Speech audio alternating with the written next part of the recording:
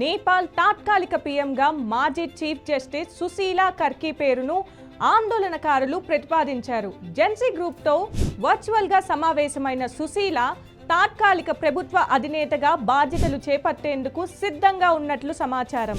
ఆమె నేతృత్వంలో ఆర్మీ చీఫ్తో చర్చలకు నిరసనకారులు సిద్ధమయ్యారు.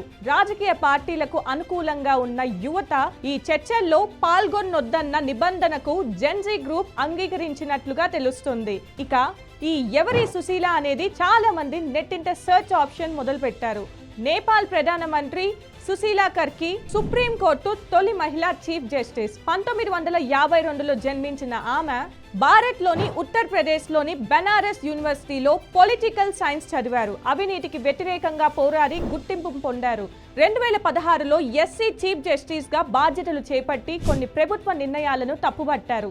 దీంతో ఆమెపై పార్లమెంట్లో అభిశంసన తీర్మానం ప్రవేశపెట్టగా దీంతో 2017లో రిటైర్ అయ్యారు. ఇక నేపాల్లోని అవినీతులకు వ్యతిరేకంగా పోరాడిన వ్యక్తిగా గుర్తింపు ఉండడంతో నిరసనకారులు ఏకగ్రీవంగా సుశీలను పీఎంగా ఎన్నుకున్నారు.